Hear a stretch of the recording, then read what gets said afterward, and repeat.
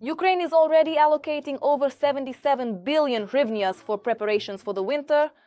Sounds pretty solid, doesn't it? But there's a catch. Comprehensive resilience plans require about 278 billion.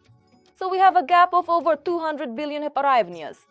So the main question now is, will Ukraine have enough time, money, people and protection to get through the next winter without prolonged outages? Many people think if the government has allocated funds, then everything is under control. If a generator has been installed somewhere, then the facility is protected. If an expert says that the basic scenario does not foresee prolonged outages, then you can relax and buy candles just for romance, not for survival. But that's not how the energy sector works. A cogeneration unit needs to be more than just purchased. It needs to be designed, delivered, installed, connected, integrated into the grid, maintained and also protected. And according to energy expert Hryvnias, the process from designing to connecting such equipment can take from 6 months to a year. Broadly speaking, looking at the overall situation, it won't be significantly more difficult or challenging in comparison. Of course, the absolute worst period for the Ukrainian people was getting through the harsh winter of 2022 to 2023, when hardly any of us could have imagined or predicted that the Russian Federation would be capable of deliberately targeting and launching strikes against civilian critical infrastructure. And at that time, no one, not the energy workers, not the citizens of Ukraine, not the authorities, could have imagined or thought that this could happen, that it would actually take place. And now, both in the off-season and at present, the authorities, the energy workers, and we, as consumers of electricity and heat, all understand. First, that Russia will continue to strike at civilian infrastructure. Second, that it is necessary to have supplies and reserves in case they do this again. And we have created these supplies and reserves. And third, it is necessary to unite around those who understand how to resist the Russian Federation. And we are doing this as well. That is, anything that hasn't been contracted yet may simply not make it in time for the start of the heating season. And here begins the real story about the risks that may determine what our winter will be like. Financing, time, responsibility, people and equipment. And hanging over all of this is the factor called Russian strikes. Let's start with money. I am finishing my work at the Ukraine Recovery Conference in Gdansk. The conference has traditionally delivered significant results, 160 signed agreements totaling more than 10 billion euros. This is the result of the daily titanic work of our President Volodymyr Zelensky and all Ukrainian negotiators who work to protect national interests and for the good of our state. Today we have reached the following agreements with our partners. The first tranche of the European Commission loan amounting to 3.2 billion euros. An agreement for $3.4 billion with the World Bank. The practical launch of the European Flagship Fund for the reconstruction and development of our state. A number of important agreements regarding infrastructure. We have completed the formation of the Ukraine Transport Support Fund. We agreed on 140 million euros for housing certificates within the framework of e-recovery for internally displaced persons, primarily our combatants, and also signed an agreement to create safe conditions on the roads in frontline areas. A separate important track of this conference is partnership in the fields of defense and energy. This day has demonstrated that Ukraine and Europe share a common path, common values, and a common future. Glory to Ukraine!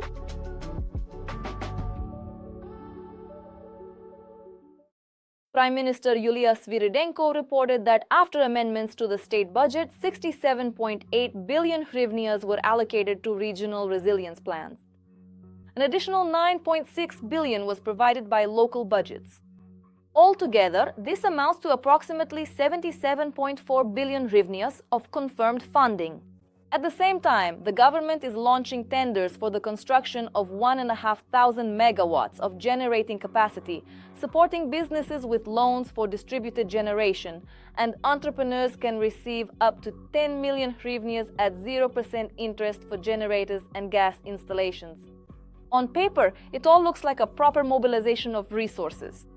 And now a cold shower.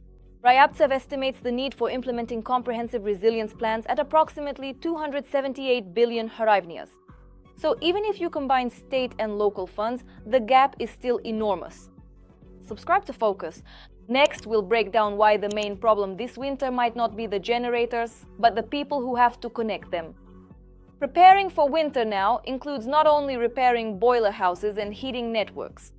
This includes distributed generation, backup power sources, protection of critical infrastructure, cogeneration units, block modular boiler houses, and generators.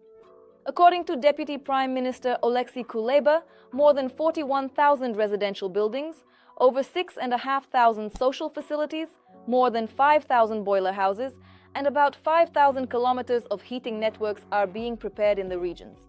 The numbers are large, very large, but a high percentage of readiness does not yet mean the system is actually ready. Ryabtsev explains this with a simple analogy. If a house is 90% built but has no roof, it's impossible to live in it. It's the same with preparations for winter. You can complete many intermediate tasks, but if a critical element is unfinished, the whole structure collapses. So the question is, will they finish exactly what the system can't function without? Ryabtsev also directly points out the problem of unclear distribution of responsibility among different government bodies. According to him, this had already manifested during Kyiv's preparations for winter, when disputes arose between the government and city authorities over the implementation of certain measures. According to government data, more than 4.5 billion hryvnias have already been allocated for backup power sources. Almost 77% of heating and water supply enterprises have been equipped with backup power sources. This is an important figure. It shows that preparations are moving forward. But Ryabtsev draws attention to something else. In Ukraine, there are already contracted and delivered cogeneration units, but in many communities they cannot be quickly installed and connected due to a shortage of specialists. There is also a shortage of mobile cranes for installing protective structures over energy facilities, as well as other specialized equipment for construction and for dealing with the aftermath of attacks. International aid is a separate story. For example, the Netherlands is to allocate 178 million euros to Ukraine for winter preparations and the development of distributed generation, as well as to transfer decommissioned gas turbines that previously operated at power plants or industrial facilities. This can be useful, but even useful equipment needs to be delivered, adapted, installed, and integrated into the system. Therefore, energy resilience depends on whether there are people and equipment capable of turning a purchase into operational capacity. And now the biggest factor that can undermine even a good plan is new strikes on the energy sector. MP Serhiy Nahonyak warned that the situation could be most difficult in large cities: Kyiv, Kharkiv, Dnipro, and Odessa. According to him, Kyiv largely depends on 3 thermal power plants that provide the city with heat and electricity, and these facilities have already suffered damage. He also emphasized that even powerful air defense systems do not guarantee complete protection against massive attacks. Ryabtsev also says that the basic scenario does not foresee prolonged energy consumption restrictions, but to achieve this, all priority work must be completed before the start of the heating season.